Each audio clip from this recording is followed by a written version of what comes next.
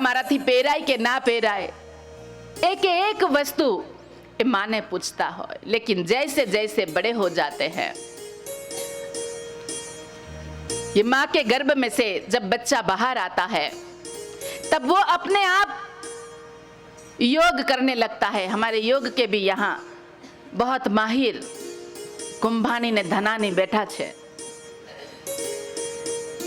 तो ये जब बच्चे गर्भ में से बाहर आए, तब ये अपने आप, सब बच्चे ऐसे पैर हिलाते थे, उत्तान पाद आसन करते ही थे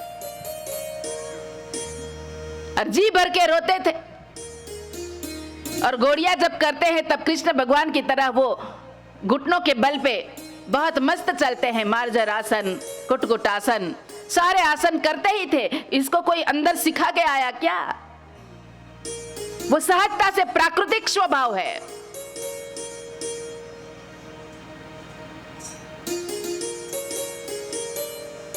मां स्तनपान करवाती है,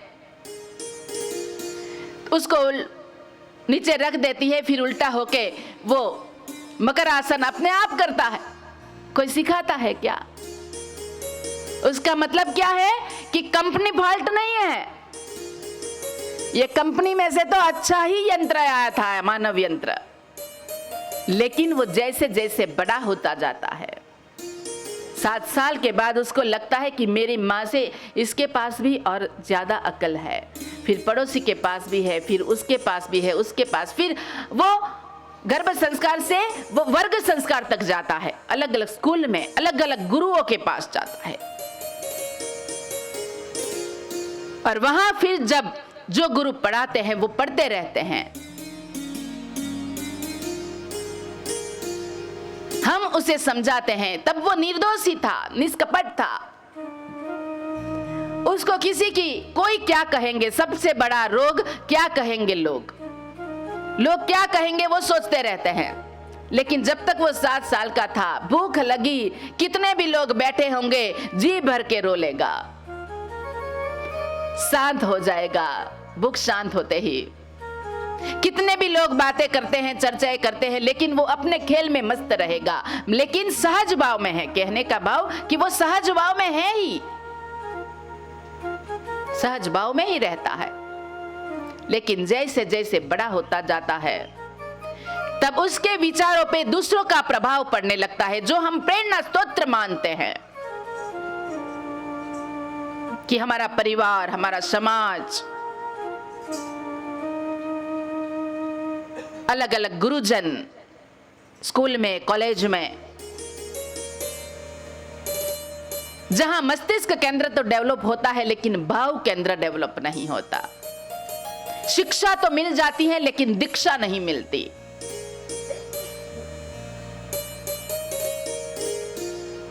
हम उसे सिखाते हैं जाने अनजाने में कि तू हिंदू है, मस्जिद में नहीं जा सकता, तू मुस्लिम है, मंदिर में नहीं जा सकता,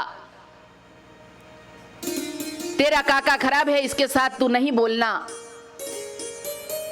ये पड़ोसी बहुत बुरे हैं, उसके साथ तेरे उसकी तरफ देखना ही मत। ये जाने अनजाने में उसे हम शिक्षा दे रहे हैं। इसलिए शायद आज की जो परिस्थिति है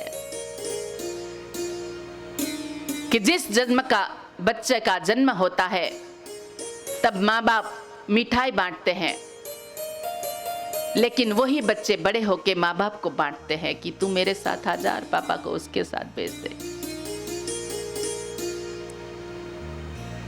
जिस माँ बाप ने बच्चे को बोलना सिखाया, वही बच्चा बड़ा होके माँ बाप को चुप रहना सिखाता है। जो माँ बाप शिक्षा देने के लिए उसको ना पसंद हो तो मार के भी उसको स्कूल में छोड़ आते हैं, उंगली पकड़कर प्रेम करते हुए वो स्कूल में छोड़ने के लिए जाते हैं। और जब माँ बाप जब बच्चा बड़ा हो जाता है, तब माँ बाप को वो वृद्धाश्रम में भेज देता है। बाप के झोपड़े में 4 बेटे समा जाते हैं, भले ही उसकी छोटी सी कुटीर हो, लेकिन उसमें 4 बेटे वो संभाल लेती है, लेकिन 4 बेटा कलेक्टर, मामलतदार, बड़ी बड़े पद पावर प्रतिष्ठा के हो जाते हैं माँ बाप के पढ़ाने से ही, तो वो ही बच्चा बड़ा होकर उसके एक एक के बंगले में वो माँ बाप नहीं समा सकते। तो इसका मतलब है शायद ये प्रेरणा स्तोत्र है वो ही बिगड़े हैं, क्योंकि कहीं ना कहीं हमारी चूक हो रही है संस्कार देने में, या तो फिर वो आत्म संस्कार ऐसा है कि पिछले जन्म का कुछ आपके साथ लेन देन बाकी होगी, इसलिए वो ऐसा आ जाता है। तो ये स्वीकार करे, जो जैसा भी है वैसा स्वीकार करे, क्योंकि जन्म, मरण और परण ये 3 चीज ऐसी है जिसमें हमारी कोई नहीं चलती। हम कितना भी सोचे कि हमें तो राजा के घर ही जन्म लेना है, उसमें हमारी नहीं चलती। हम कितना भी चाहे कि हमारी मृत्यु ऐसे ही होनी है, कितने लोग आत्महत्या करने जाते हैं लेकिन नहीं मरते, और कितने लोग अपने जान को बचा के रखते हैं। अभी कितने लोग ऐसे कोरोना की वजह से घर में बैठे हुए हैं, बोले अब दीपावली तक कुछ नहीं करना, इतने घबराते हैं। यहां एक अंकल आए थे, विघ्नेश भाई, सूरत से, उसके साथ उसके दोस्त भी आए थे, पुरुषोत्तम भाई, और वो सैनिटाइजर की इतनी सी बोतल पॉकेट में रखते, अपने पॉकेट में ही रखते थे। और जनक भाई ऐसे ऐसे मोबाइल में देखते देखते मैसेज देखते थे ना, तो मैं देख के हंस रही थी। ऐसे देखते हैं ना, अगर कोरोना वाला मैसेज भी ऐसे टच करके ऊपर चला गया ना, तो वो तुरंत वो निकाल के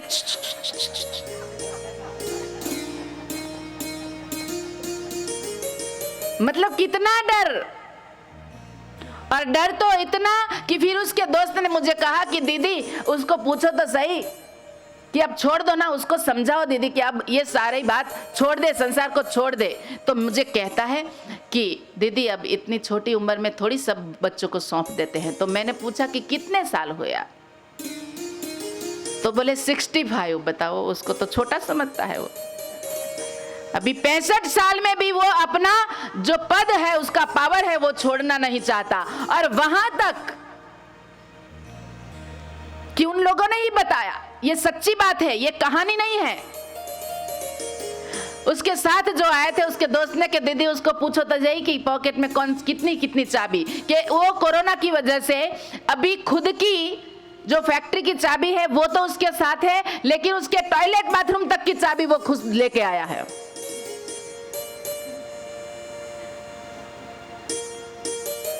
जिसका जीवन है उसका मृत्यु निश्चित है। उसका मतलब मैं ये बिल्कुल नहीं कह रही हूं कि हमें सावधानी नहीं रखनी चाहिए, सावधान रहना चाहिए। जो जो हमें ऊपर से मिला है कि मास्क पहन के रखो, काढ़ा पीते रहो, गर्म पानी पीते रहो, एसी मत चलाओ, ठंडे पानी से मत नहाओ, जो जो रेस्पिरेटरी सिस्टम के संबंधित जो भी क्रिया है वो करते रहो। तुलसी का काढ़ा पीते रहो, गिलोय का काढ़ा पीते रहो, जो वनस्पति की चीज। इसलिए पहले से ही कहा है, आयुर्बलम यशो वर्चः प्रजा पशुन वसुनि च ब्रह्म पग्यम च मेघम च त्वं नो देहि वनस्पते।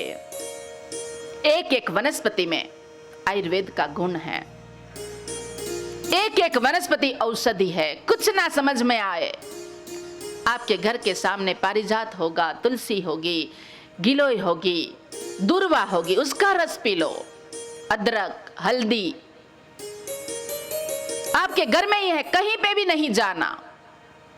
लेकिन जब ऐसा बंधन देते हैं तो लोग एकदम से उतर आते हैं, विवाद करने के लिए, कि ऐसा बंधन डाल दिया कि हमें हल्दी भी लेने जाना है तो बाजार में जाना पड़ेगा। अब तूने 25 साल 50 साल कमाई कर ली, 50 साल कमाई करने के बाद भी 1 महीना तेरा राशन चल जाए, इतनी भी तू व्यवस्था नहीं कर पाया, तो क्या कर लिया तूने? तो अभी तो वैराग्य में आ जाओ। कुछ नहीं हुआ तो ठीक है, जो निर्धन है उसके पास तो अगर कुछ ना है, इससे तो अच्छा हमारे वनवासी लोग हैं यहाँ के।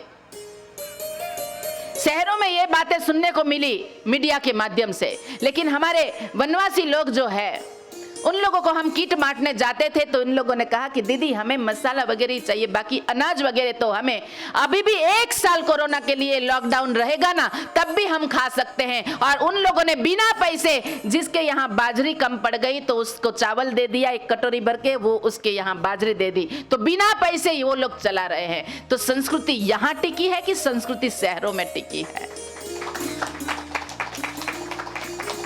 इसलिए मैं कहती हूं कि ग्राम्य संस्कृति की तरफ चलो, कृषि संस्कृति की तरफ चलो। कितने सूरत के ऐसे लोग जो अपने गांव भाग गए, कई लोगों ने तो गांव का घर तक छोड़ दिया था कि अब तो बड़े सेठ हो गए। अब वो सेठ लोग बड़े घबराए हुए हैं और घबराहट में ही उसको कोरोना हो रहा है।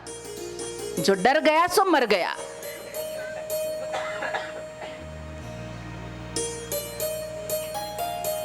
वो पिक्चर देख के भी, वो कौन सा एक पिक्चर है उसमें आता था ना कि डर डर के भी जीना कोई जीना है लल्लू।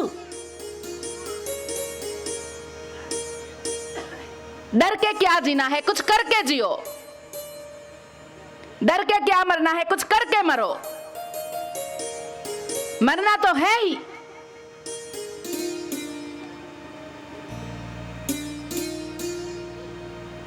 एक बेटा डॉक्टरी लाइन में पढ़ रहा था, ट्रेन में बैठा था, एक वहां संत भी बैठे थे और दूसरा एक भाई बैठा था। वो उसको पूछ रहा था कि क्या कर रहा है, तो बोले डॉक्टरी मेडिकल में हूं। तो बोले ततः किम, साधु पूछ रहे थे कि ततः किम। उसके साथ वो सामान्य किसान बैठा था और वो जो संत बैठा था वो टाइम पास करना था। ट्रेन में तो कोई भी दोस्त हो जाते हैं तुरंत,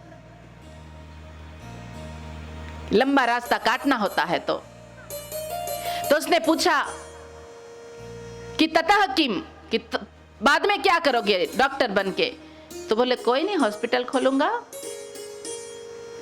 और हॉस्पिटल खोल के क्या करोगे? ततः किम संस्कृत में पूछ रहे थे, मैं थोड़ी आपको सिंपल करके दे रही हूं। तो बोले बाद में क्या? शादी करूंगा, एक डॉक्टर ही लाऊंगा ताकि डबल वेग से हमारी हॉस्पिटल चले। है नंदजी भाई, આજે તો નાનું નાની વાત નથી કરવાની, મોટી જ વાત કરવાની છે। નાનજીભાઈ એમ કે અમને નાની નાની વાત સંભળાવજો, આપણે તો મોટી જ વાત સંભળાવવાની। बड़ी सोच, कड़ी मेहनत और पक्का इरादा। सोच हमेशा बड़ी होनी चाहिए, जैसी सोच वैसी मौज। लेकिन सिर्फ सोचते रहोगे तो फिर लोग कहेंगे कि मुंगेरी लाल के हसीन सपने। कड़ी मेहनत, जो सोच आई उसके ऊपर कड़ी मेहनत कर लो। और मेहनत करते करते आपको ऐसी, ये कोरोना रूपी काल में बहुत लोग ऐसे आएंगे कि अभी कुछ नहीं करना, घबराने के लिए, प्रलोभन देने के लिए आएंगे। तब फिर विचलित नहीं होना है, पक्का इरादा, तब जाके हम जीवन को सार्थक कर सकते हैं। तो उसको पूछा ततः किम, तो बोले फिर कोई नहीं, ऊपर मैं शादी कर लूंगा। फिर क्या करोगे? ततः किम, तो बोले यार क्या बच्चे पैदा कर लेंगे। अच्छा, बोले ततः किम, तो बोले कोई नहीं, बच्चे को बड़ा करेंगे। ठीक है, बोले ततः किम,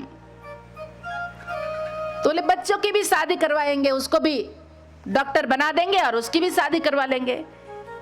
ततः किम, तो बोले वो बच्चों को फिर बच्चे चलाएंगे, क्योंकि फिर मैं इतना खर्चा करके हॉस्पिटल बनाऊंगा तो फिर कोई तो संभालने वाला चाहिए ना, तो वो करूंगा। तो बोले ततः किम, फिर बोले बच्चे के बच्चे पैदा होंगे। ततः किम, तो बोले तब तीसरे माले पे, तीसरी मंजिल पे मैं पोतों के साथ खेलूंगा, झूला झूलूंगा। तब भी वो संत रुके नहीं। वो संत ने पूछा ततः किम, तब फिर वो एग्जॉस्ट हो गया कि बोले ततः किम क्या, फिर मर जाऊंगा। तब फिर वो किसान ने कहा कि ओ हो, आपको मरने के लिए इतना सारा काम करना पड़ता है। हमारे यहाँ किसान तो ऐसे ही मर जाता है, ये कुछ भी नहीं करता तब भी मरता है।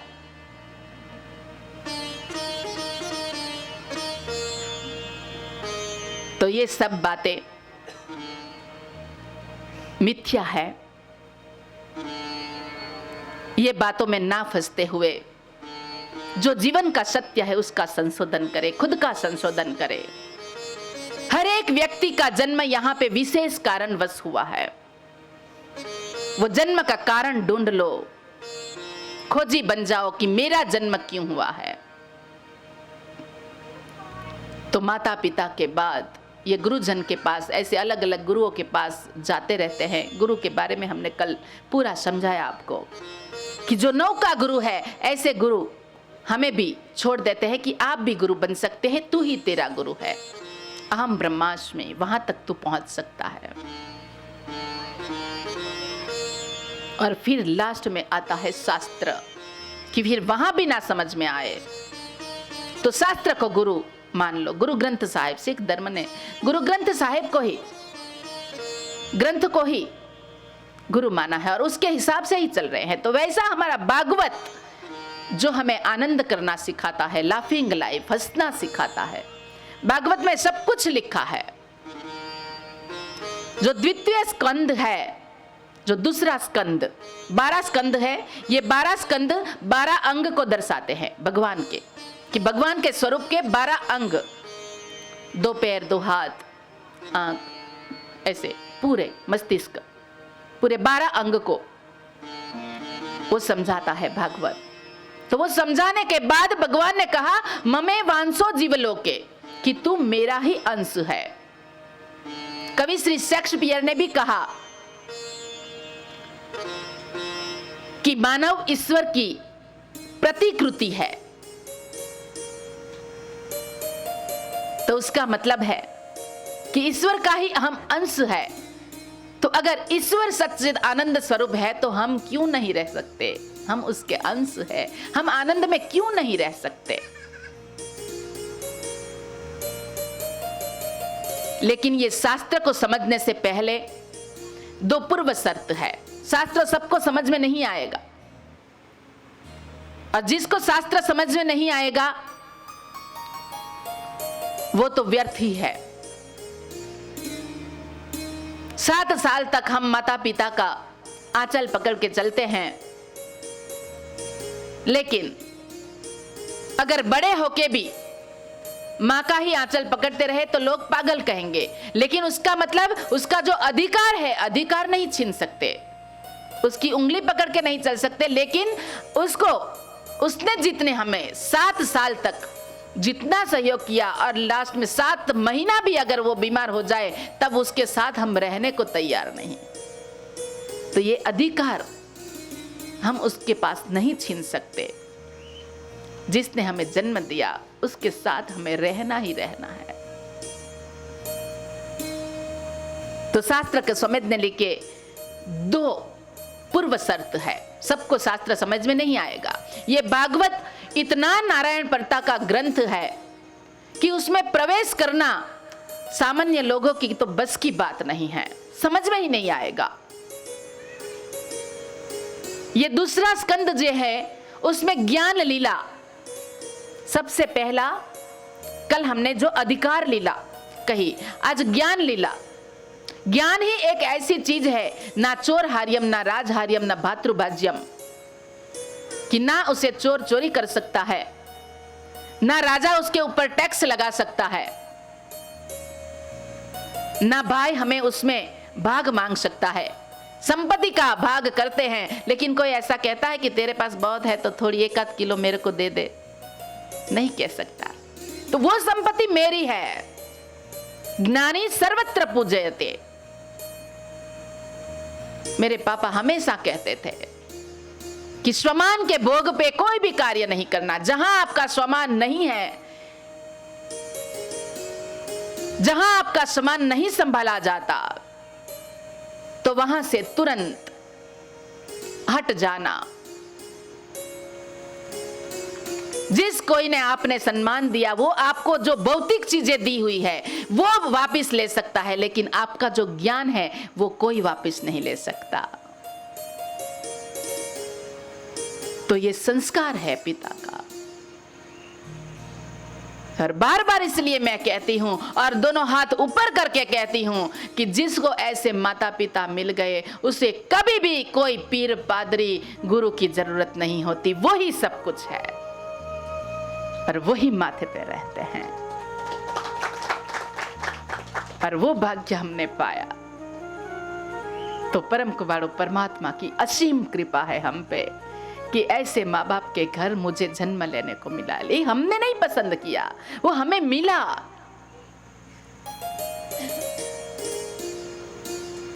तो प्रभु को कुछ करवाना होता है तो वो हमें ऐसे ही आत्म संस्कार से ऐसे माता पिता मिलते हैं।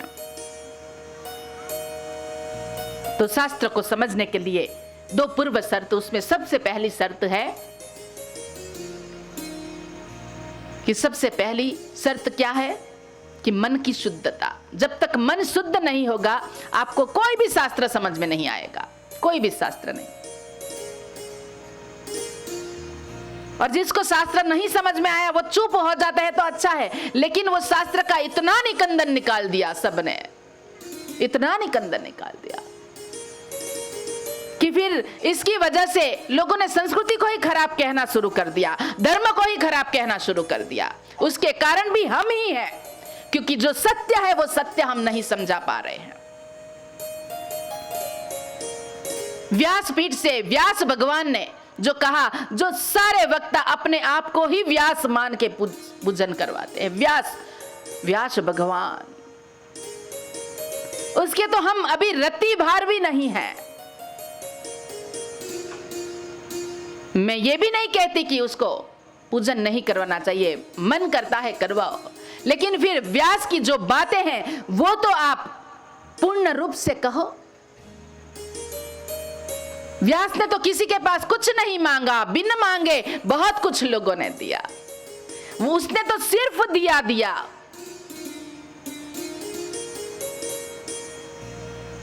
और व्यासपीठ पे बैठ के कुछ भी बोलना,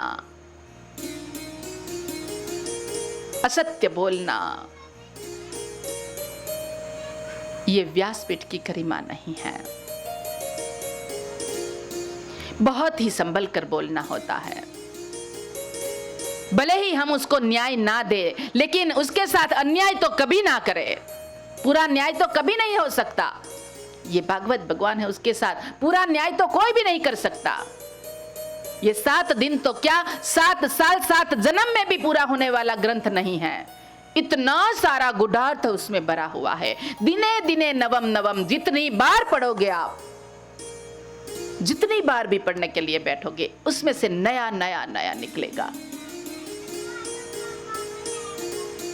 और पूरी ज्ञान लीला ये दूसरे स्कंद में भरी हुई है, लेकिन ज्यादातर लोग, बहुत ही कम कथाकार ऐसे हैं कि जिसको न्याय देते हैं। बाकी ज्यादातर ये चैप्टर छोड़ ही देते हैं। क्यों? क्योंकि उसमें कहानी कोई नहीं है। कहानियां सुनने में बड़े आनंद आता है सबको, तो कहानी खुद बना लो। वही बात के लिए कहानी हम भी तो बना सकते हैं, रूपक बना के लोगों को समझाने के लिए, इजी करने। उसका मूल तथ्य खो नहीं जाना चाहिए। बात में कहानी आप सुनाओ, लेकिन ये दूसरे स्कंद में बिल्कुल भी कहानी नहीं दी हुई है। उसमें 10 विषय का वर्णन किया हुआ है। सर्ग, विसर्ग, स्थान, पोषणम, मनवंतर, ईशनु कथाम, ये सब जो 10 विषय हैं, हम धीरे धीरे उसको लेंगे 7 दिन तक। जितना हो सके मैं न्याय देने की कोशिश। मैं भी पूरा न्याय तो नहीं दे पाऊंगी, क्योंकि मैं बहुत अबुद्ध हूं, अभी तो बहुत छोटी हूं। लेकिन जितना हो सके मेरे से, जितना मुझे समझ में आता है, उतना मैं समझाने की कोशिश करूंगी। और प्रभु उसमें, इसलिए हम पहले प्रार्थना करते हैं कि आप यह ज्ञान हम में स्थिर हो, कि जब हम बैठते हैं तब भगवान हमारे मुख से बोलते हैं। ऐसा आह्वान करना चाहिए कि मैं नहीं बोल रहा हूं। और वो कौन कह सकता है? अभी तो माँ बाप अगर बच्चों का फर्स्ट नंबर आ गया तो उसे कहते हैं कि मैंने इतनी मेहनत की थी, वो 4 बजे उठता था तो मैं चाय पिलाती थी, नाश्ता कराती थी, मैंने उसके पास कितनी मेहनत की, तब जाके उसका ये आया है। अगर बहू अच्छी निकली तो बोले मैंने उसको सब सिखाया, सास तब ऐसे बोलती है। और खराब निकली तो बोले उसकी माँ ने कुछ नहीं सिखाया।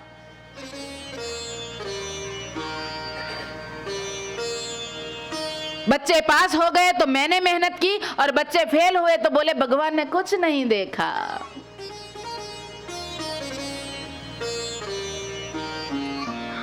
अगर जो अच्छाई है वो हम प्रभु को अर्पित कर देते हैं, समर्पित कर देते हैं, समर्पण कि प्रभु को समर्पण कर देते हैं, जो अच्छी बातें भी हमें जो मिली है, तब हमें अधिकार है, सबसे पहला स्कंद कि तब हमें अधिकार है कि जो बुरी बात अगर हम यहां से बोल रहे हैं उसके लिए कोई हमें अगर ये कहे कि आप गलत बोल रहे हो या गलती हो गई तो वो भी तेरी ही है, तू जाने, मुझे कुछ नहीं पता। तो वो हम कब दे सकते हैं? जब अच्छाई भी उसको समर्पित की हो, हमारा मान सम्मान भी उसको समर्पित किया हो। तो शास्त्र को समझने के लिए मन की शुद्धता बहुत ही जरूरी है। स्वदोष दर्शन एंड पर गुण दर्शन। अपने खुद का दोष को देखते रहो और दूसरे का गुण का वर्णन करते रहो, तब फिर हमारे दोष धीरे धीरे मिटते जाएंगे और हम निर्दोष रहेंगे।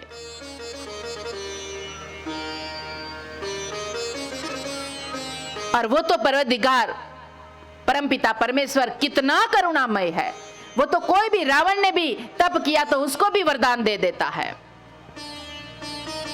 शुक्राचार्य ने भी तप किया तो उसको भी देता है, असुरों को देवता, जो भी तप करता है वो तो बोला है सबको दे देता है वरदान। तो वैसे ही एक को तप करते करते उसको भगवान प्रसन्न हो गए और भगवान ने कहा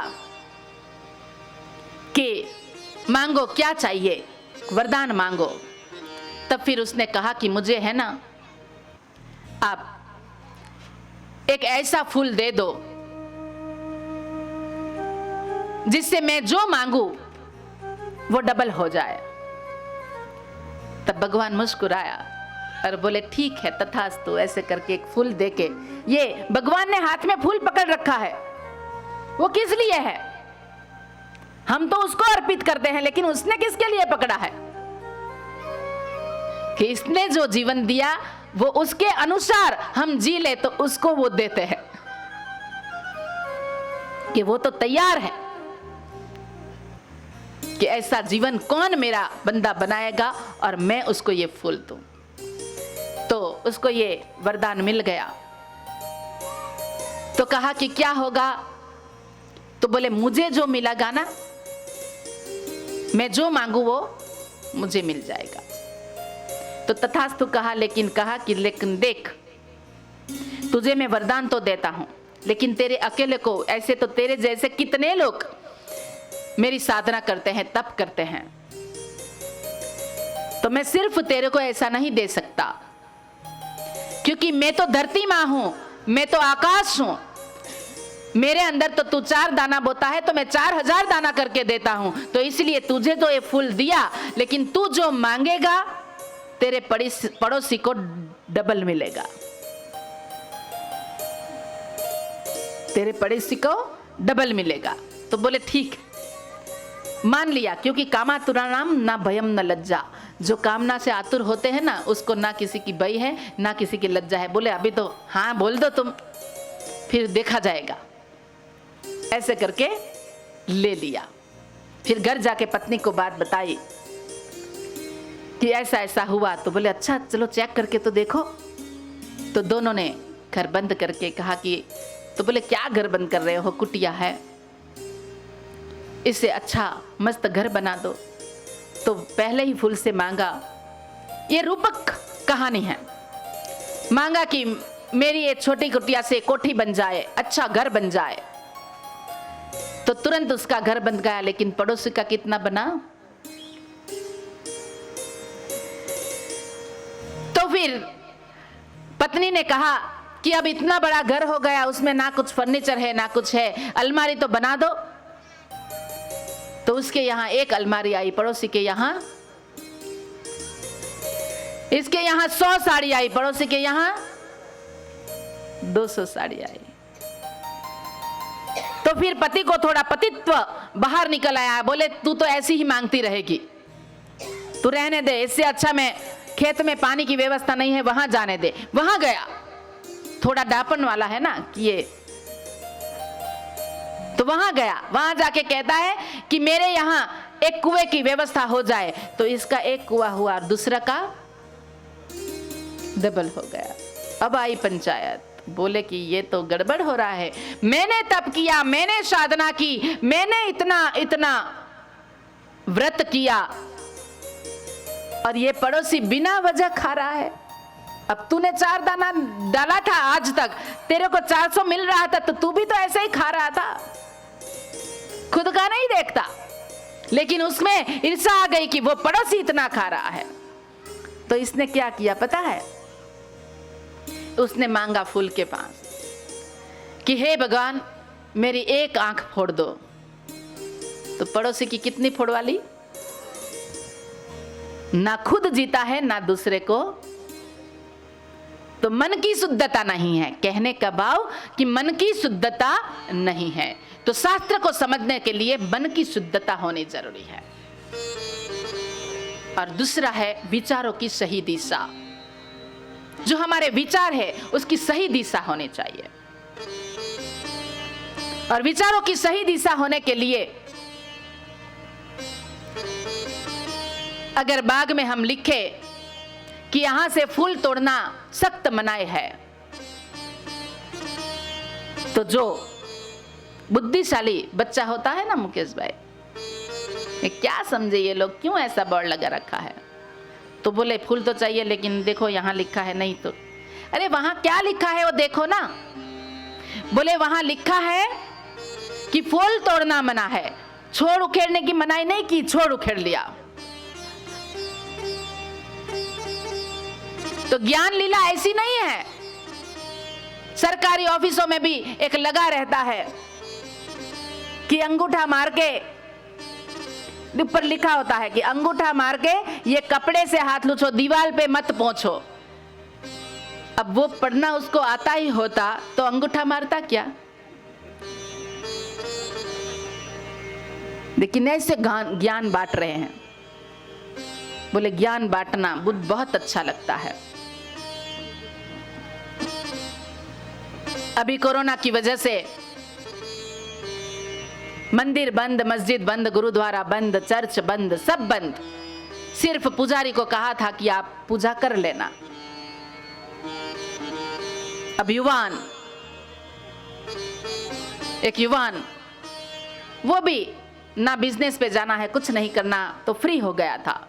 तो शाम का समय था, आरती का समय था, और बोले टाइम पास करना है, क्या करे। पहले लॉकडाउन तक तो तब सब खुशी खुशी रहे, दूसरे लॉकडाउन में भी खुशी खुशी रहे, फिर तो सब एग्जॉस्ट होने लगे कि अब जाए तो कहां जाए। तो फिर उसने बोले चल मंदिर का पुजारी क्या करता है उसके साथ ही थोड़ा खपाऊं। तो वहां चल पड़ा। वहां चल के कहा कि आज पुजारी की ज्ञान की परीक्षा लेता हूं। ज्ञान लीला चल रही है अभी, ये दूसरा स्कंद जो है ना ज्ञान लीला, अभी उसमें प्रवेश करना है हमें। तो बोले उसको पूछ के आता हूं। तो उसने शुरू किया वहां कि राम राम। तो बोले हाँ राम राम। भाई आ गया तो अच्छा हुआ, मैं अकेला ही था, चल भाई। तो बोले एक सवाल मेरे को कोस रहा है, तो बोलने भाई। तो उसको पूछा, वो युवान पूछने लगा कि इस धरती पे सबसे बड़ा कौन? इस धरती पे सबसे बड़ा कौन? तो उसको तो मंदिर ही लगेगा, क्योंकि मंदिर उसकी रोजगारी है। इसलिए पुजारी ने जवाब दिया कि इस धरती पे सबसे बड़ा है मंदिर। तो युवान ने कहा कि अगर मंदिर बड़ा तो धरती पे क्यों खड़ा? तब फिर पुजारी कहा कि हां धरती बड़ी। तो युवान बोला कि धरती बड़ी तो शेषनाग पे क्यों पड़ी? बोले मेरे भाई ठीक है, शेषनाग बड़ा। तो बोले शेषनाग बड़ा तो शंकर के गले में कैसे पड़ा?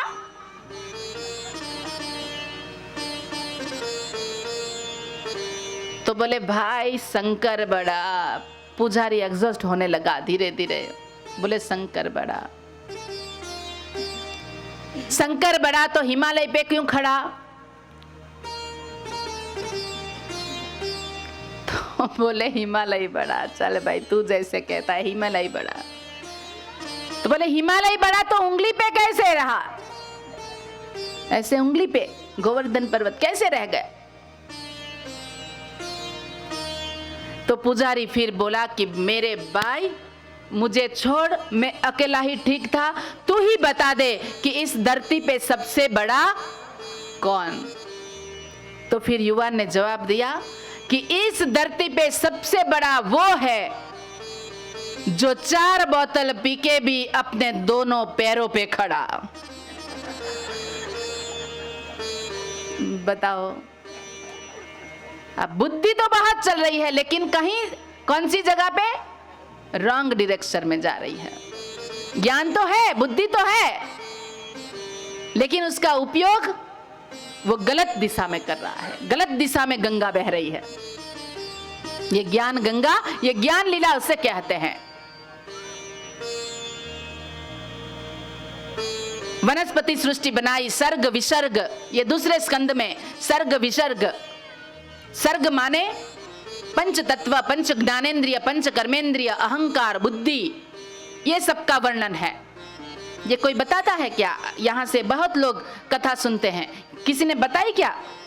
ये हमारी दमयंती बहन बहुत कथा सुनती है। किसी ने बताया क्या पंच ज्ञानेन्द्रिय के बारे में, पंच कर्मेंद्रिय के बारे में, जो सूक्ष्म देह है हमारा?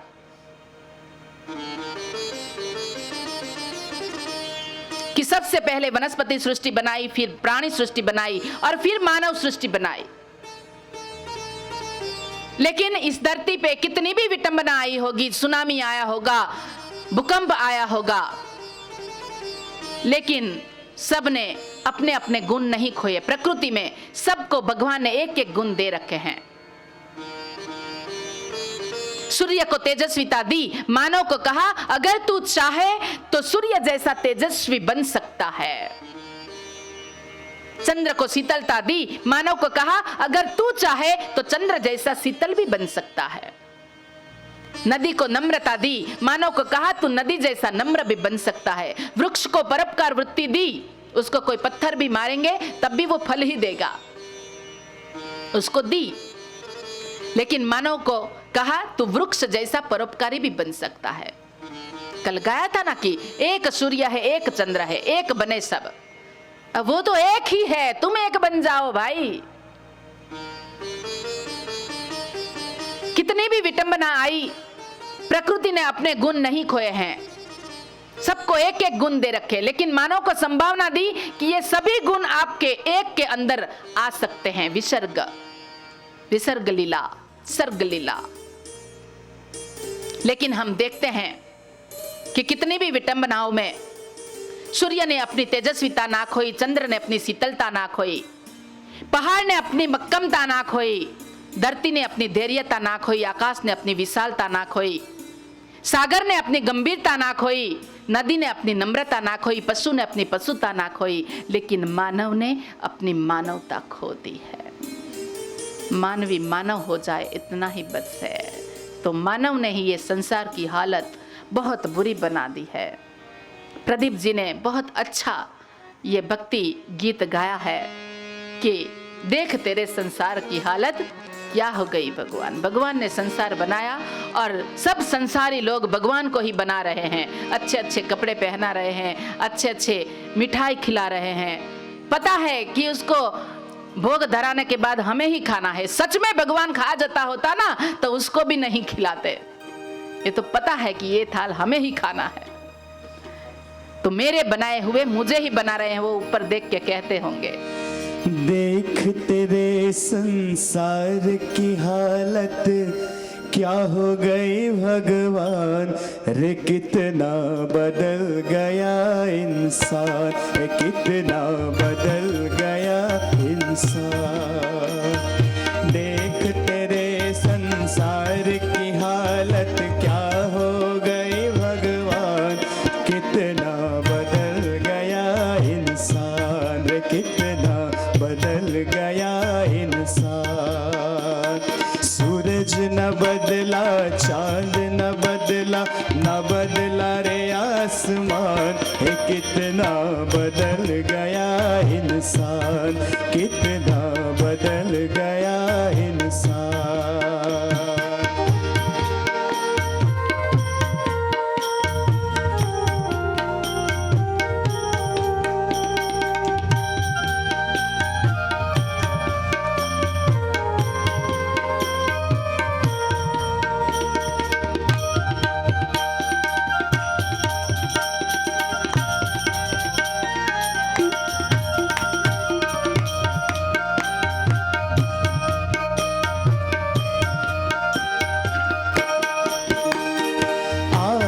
समय बड़ा बेढंगा, आज आदमी बना लफंगा।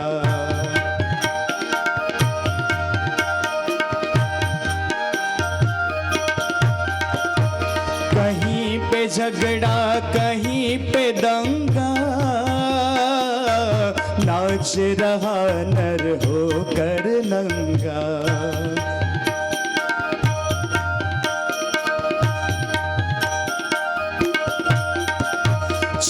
और कपट के हाथों अपना बेच रहा ईमान, कितना बदल गया इंसान, कितना बदल गया इंसान। देख तेरे संसार की हालत क्या हो गई भगवान, कितना बदल गया इंसान, कितना बदल गया इंसान।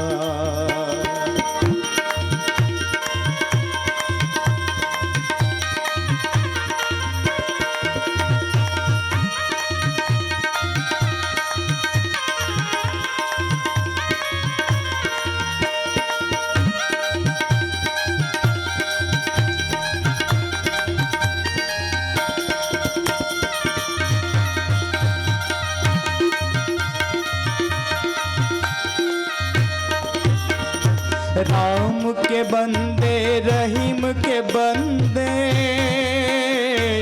रचते आज फरेब के फंदे।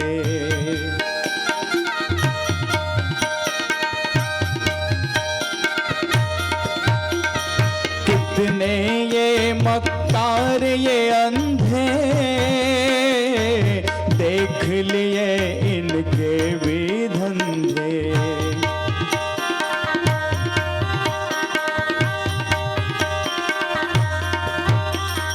इन्हीं की काली करतूतों से हुआ ये मुल्क मशान, कितना बदल गया इंसान, कितना बदल गया इंसान। देख तेरे संसार की हालत क्या हो गई भगवान, कितना बदल गया इंसान, कितना बदल गया इंसान।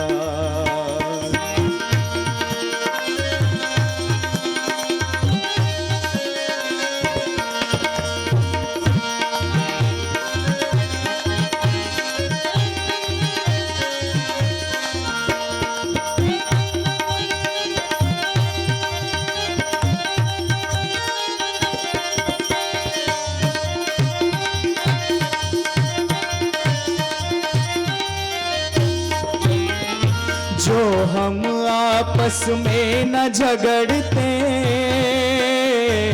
बने हुए क्यों खेल बिगड़ते।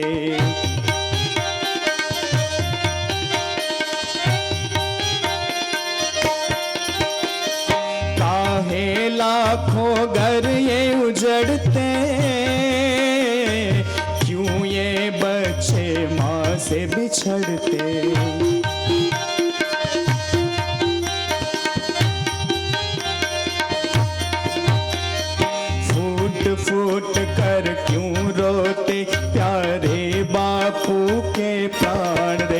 कितना बदल गया इंसान रे, कितना बदल गया इंसान। देख तेरे संसार की हालत क्या हो गई भगवान रे, कितना बदल गया इंसान रे, कितना बदल गया इंसान। सूरज न बदला, चांद न बदला, न बदला रे आसमान रे, कितना बदल गया इंसान, कितना बदल गया इंसान। देख तेरे संसार की हालत क्या हो गई भगवान रे, कितना बदल गया इंसान, कितना बदल गया इंसान, कितना बदल गया इंसान, कितना बदल गया इंसान। सूरज न बदला, चांद न बदला, न बदला रे आसमान, कितना बदल गया इंसान। कितनी व्यथा कहनी पड़ी, कितनी व्यथा कहनी पड़ी, लेकिन जो ऐसे गुम सकते हैं इंसान को इंसानियत। इंसानियत किसे कहते हैं? अगर हर एक इंसान में इंसानियत नहीं होगी, मानव में मानवता नहीं होगी, तो निर्धनता, जो गरीबी जिसे हम कहते हैं, वो निर्धनता जो है वो हमें पशु में परिणत कर देती है, जो पशुता आ जाती है। फिर जो निर्धन हो जाते हैं ना, फिर यैन कैन प्रकाणे चोरी लूटपाट करने लगते हैं। तो निर्धनता मानव को पशु बना देती है, और संपन्नता, जो गर्भ श्रीमंत है, बहुत संपन्न है, तो वो संपन्न व्यक्ति में भी अगर व्यक्तित्व नहीं है, संपन्न मानव में भी अगर मानवता नहीं है, तो वो संपन्नता उसे बर्बर बना देती है, बर्बरता आ जाती है। तो दोनों तरफ के लिए मानवता बहुत जरूरी है। निर्धनता में भी मानवता होनी चाहिए और संपन्नता में भी मानवता होनी चाहिए। दोनों जगह पे मानवता होनी चाहिए। अगर मानवता होती तो वो युवान ने जो जवाब दिया कि इस धरती पे सबसे बड़ा कौन, अगर उसमें मानवता होती तो वो क्या जवाब देता? क्या जवाब देता कि सबसे बड़ा इस धरती पे कौन, किसे कहते हैं सबसे बड़ा? ना कद बड़ा ना पद बड़ा, ना कद बड़ा ना पद बड़ा, मुसीबत में जो साथ खड़ा वो है सबसे बड़ा। वो है इंसानियत, वो है मानवता। लेकिन ये मानवता सिखाई कहीं जाती है? कहाँ सिखाई जाती है मानवता? ये मानवता के तो क्लास नहीं लगते कहीं बेबी के, आओ मानव बनो, आओ जीना सीखो। इसलिए हमने सोचा कि यहाँ जीवन संशोधन केंद्र एक हो जाए वन में, जहाँ राम रहे थे, जहाँ एकलव्य ने अपनी भूमिका, जहाँ सबरी ने भगवान को यहाँ आने को मजबूर किया था, ऐसे दंडकारण्य में जाके ऐसे एक नम्र प्रयास करे कि यहाँ आके सब अपने जीवन का संशोधन करे। जब हम आए, कबीर ने कहा कि जब हम आए जग में, जग हंसा हम रोए, करनी ऐसी कर चलो हम हंसे और जग रोए। वो है कर्म का सिद्धांत कि जीवन हमें मिला है, वो पूरी पवित्रता के साथ जियो, फिर उसका आनंद लो। क्या है देखो, बाकी मेरी तेरी तो सब करते ही रहते हैं। ये मेरी तेरी करने में ही ये पूरी महाभारत हुई। महाभारत का पहला ही श्लोक है, धर्म क्षेत्रे कुरुक्षेत्रे समयेता युत्सवः माम काहा पांडवाश्चैव किम कुर्वत संजय। धृतराष्ट्र ने पूछा कि माम काहा पांडव। धृतराष्ट्र एक रूपक है कि जो राष्ट्र के साथ, गादी के साथ धूर्तता करता था, इसलिए उसका नाम धृतराष्ट्र है। आज तो कितने लोग ऐसे राष्ट्र के साथ धूर्तता कर रहे हैं, तो कितने धृतराष्ट्र है, एक थोड़ी है, कितने धृतराष्ट्र है कि जो राष्ट्र के साथ धूर्तता कर रहे हैं। अगर सामान्य व्यक्ति जागेंगे नहीं, वो भागते रहेंगे, तो कुछ नहीं होने वाला। भागो मत, जागो।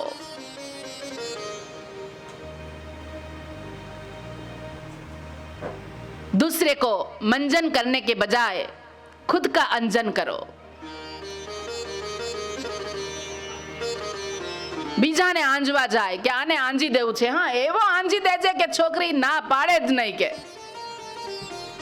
એવો આંજી દેજે છોકરીને ને છોકરીના ઘરવાળાને, એટલે એ મોટી મોટી વાતો કરે। और अब तो माँ बाप भी ये पूछने लगे, बोलते हैं ना कि हम यहाँ पे जॉब कर रहे हैं, रिलायंस में है या LNT में है या यहाँ है वहाँ है, जॉब कर रहे हैं, मेरा बेटा इतना जॉब कर रहा है, लड़की ढूंढ रहे हैं। तब तो फिर लड़की के माँ बाप भी पूछते हैं कि एक्स्ट्रा भी कुछ कमा लेता होगा। उसको जो ओरिजिनल कमाता है उसमें रस नहीं है, उसके माता पिता को भी एक्स्ट्रा कमाई में रस है।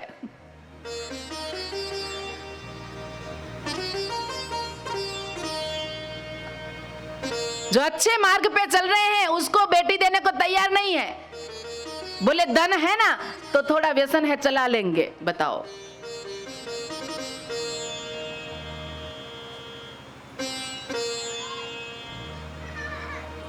धन नहीं होगा, बुद्धि होगी तो बुद्धि से वो धन पा सकता है, लेकिन कितना भी धन होगा, बुद्धि नहीं होगी तो बुद्धि खरीद नहीं सकते। क्योंकि ज्ञान लीला यही कहती है कि ज्ञान ही एक हमारी ऐसी संपत्ति है, उसको बढ़ाओ। माँ बाप को तो उसको बढ़ाना चाहिए, उसके लिए क्या रख गए उससे महत्वपूर्ण है कि उसको क्या संस्कार दिए।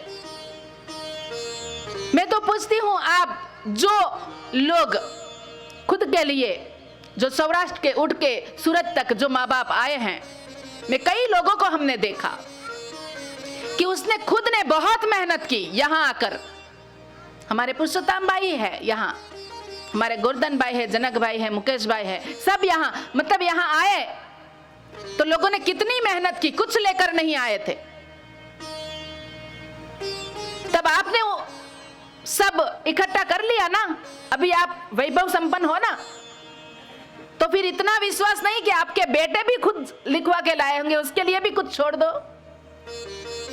वो भी अपना नसीब का लेके ही आया होगा, लेकिन हम वहां तक कि बोले इसका निपट जाए फिर बाद में वैराग्य में आएंगे, इसका निपट जाएगा, इसका निपट जाएगा। वो निपटता नहीं, जब तक हम निपट ना जाए कुछ नहीं निपटता। तो वो सत्य हमें समझ में आ जाए, वो जीवन हमें समझ में आ जाए, तो ये बहुत ही महत्वपूर्ण है। तो इसलिए शास्त्र जो समझना है, इसलिए पांचवा संस्कार जो है वो धर्म संस्कार, कि मेरा धर्म क्या है। सबका मानव का धर्म एक ही है, प्रेम धर्म। प्रेम करो, गुरु शिष्य को प्रेम करेगा, शिष्य गुरु को प्रेम करेगा तो अच्छी शिक्षा भी मिलेगी, अच्छी दीक्षा भी मिलेगी। पिता पुत्र को प्रेम करेगा, पुत्र पिता को प्रेम करेंगे, सासू बहू को प्रेम करेगी, बहू सासू को प्रेम करेगी। कथा सुन सुन के अगर सासू में यह परिवर्तन नहीं आया, बाहर से मोहल्ले में से चिल्ला कर नहीं बोलेगी कि बहू बहू आई लव यू, तब तक उसकी कथा सार्थक नहीं है। फिर कितनी भी कथा सुन लो, कोई फर्क नहीं पड़ने वाला। फिर उसको जो करना है करे, फिर उसको जो करना है करे, लेकिन एक बार तो उसे कह दो कि आपको जो करना है। देखो, कोई हमें प्यार नहीं करे, लेकिन हम जो प्यार कर रहे हैं वो अधिकार कोई नहीं छीन सकता, वो अधिकार हमारा कोई नहीं छीन सकता। कोई गुरु हमें प्रेम नहीं करता हो, लेकिन हम उसे प्रेम कर दे, हमें प्रेम करने में वो गुरु नहीं रोक सकता, वो हमारा प्रेम है। हमें जो मिला है वो प्रेम सबर मिला है, और जो प्रेम सबर मिला है वो प्रेम को हम बांटेंगे ही। बांटने से बढ़ता है, वो हमें सत्य पता है।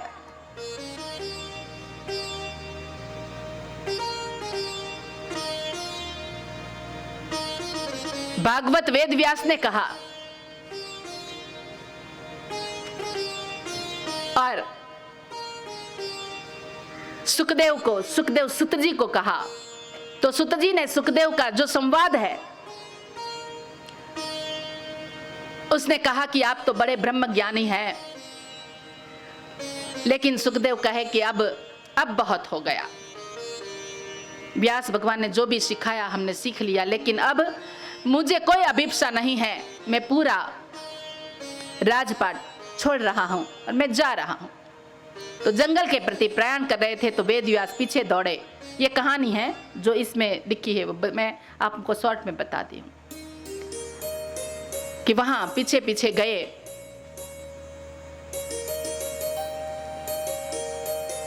कि तुम मत जाओ, फिर से लौट आओ। तो बोले नहीं। तब जब वो सुखदेव जी जा रहे थे वहां से, तब अप्सर आए, नदी के किनारे पे स्नान कर रही थी, बिना कपड़े के वस्त्र उतार के स्नान कर रही थी। तो सुखदेव जी पास हो गए, वो वैसे ही नहाती रही जैसे नहा रही थी। लेकिन जब पीछे वेद व्यास गए, तब उन लोगों ने कपड़े ऐसे ढक लिए। मतलब शिष्य गया तब उसने कुछ नहीं कहा, लेकिन जब गुरु गया पीछे तब उसने ढक लिया। तो वेद व्यास से रहा नहीं गया। वेद व्यास ने अप्सराओं को पूछा कि जब वो गया तब तो तुमने वस्त्र से अपने शरीर को नहीं ढाका, और मैं जब जा रहा हूं तुम ऐसे क्यों कर रहे हो? तो बोले आप बहुत ब्रह्म ज्ञानी हैं, आप ब्रह्म देवता हो, और आपके ऊपर हमें पूरा विश्वास है, और आपके ज्ञान के ऊपर भी हमें पूरा विश्वास है। लेकिन सुखदेव जी ने जो पचाया है उसको अब ब्रह्म ज्ञान होने से पुरुष और स्त्री का भेदभाव उसके अंदर नहीं रहा है। वो आत्मा को ही देखता है, उसको शरीर पे वस्त्र है या नहीं उससे कोई फर्क नहीं पड़ता, वो सिर्फ आत्मा को देखता है। लेकिन आप अभी ज्ञान में पड़े हो, ज्ञान बांटने में पड़े हो, इसलिए आप हमारे शरीर को भी देखते हो, इसलिए हमने ये ढक लिया। अप्सरा ने यह कहा। इसका मर्म आपको समझ में आ रहा है? गुरुकुल में 2 शिष्य पढ़ के जाए, अभी भी गुरुकुल चल ही रहा है। अब जो शिक्षा मिली कि अब जाओ, आप जंगल में, आप खुद के गुरु बनो। नदी पास कर रहे थे, एक स्त्री की चिल्लाने की आवाज आई, तो वो 2 शिष्य में से एक शिष्य कूद पड़ा जिस तरफ से आवाज आई थी, और ये जो स्त्री थी उसको उठा लिया कंधे पे और नदी के किनारे पे ले गया। और वहां जाके उसने ऐसे पंपिंग करके जो पानी निकालना था, यहाँ पे छाती पे दबा दबा के वो पानी को बाहर निकाला। और फिर तब तक गांव वाले भी आ गए, फिर गांव वाले को सौंपे, फिर से वो अपनी यात्रा पे, आध्यात्मिक यात्रा पे चल पड़े। तो काफी समय हो गया, 2-3 घंटा होने के बाद चलते चलते जब वो थके तब बैठे, तब फिर उसके साथ जो दूसरा शिष्य था उसने कहा कि तेरा तो धर्म भ्रष्ट हो गया। तो बोले कैसे? कि हमको तो गुरु ने शिक्षा दी थी कि स्त्री को टच भी नहीं करना है, और तूने तो कंधे पे उठा दिया। हमें तो ऐसी शिक्षा मिली थी कि स्त्री तो नरक का द्वार है, वो हमें नहीं उसको छेड़ना है, और तूने तो कंधे पे उठा के उसके पानी भी बाहर निकाल दिया, उसके शरीर पे भी आपने प्रेस करके। तब फिर वो बोला कि भाई मैंने तो कंधे पे से उतार दिया, 3 घंटा हो गया, अभी तक तूने दिमाग में से नहीं उतारा? मैंने तो कंधे पे से कब से उतार दिया, तूने अभी दिमाग में रखा है वो बात? पवित्रता वो नहीं है, तो हम ऐसा ही समझ रहे हैं, मतलब शास्त्र का निकंदन निकाल दिया है हमने, शास्त्र की बातें को समझना ही नहीं चाहते हम। तो ये है ज्ञान लीला कि जिसे हम ये सब कुछ जानने को मिलता है। सिर्फ भगवान भगवान करने से कुछ नहीं होता। भगवान का नाम कैसे आया, भगवान क्या है, ये सर्ग मतलब सर्ग लीला में बताया है पंच तत्व। तो पंच तत्व जो यहां पे भी है, पीछे बैनर पे भी, कि बीच में सबसे बड़ा गुरु हमारा पंच तत्व है। श्री रामचरितमानस में भी कहा, छीति जल पावक गगन समीरा, पंच रचित यह अधम शरीरा। लेकिन ज्ञान लीला में ऐसे कहते हैं ना कि बहुत ज्ञानी हो गए हम, तो बहुत ज्ञानी हो गए। और ऐसे ही बाप लिख के जाते हैं, ये ऋषि मुनि को तो बात छोड़ो, बाप भी कुछ लिख के जाता है ना पुत्र के लिए, विल क्या लिखते हैं उसको, इतनी संपत्ति मत इकट्ठा करो कि बच्चे डॉक्टर को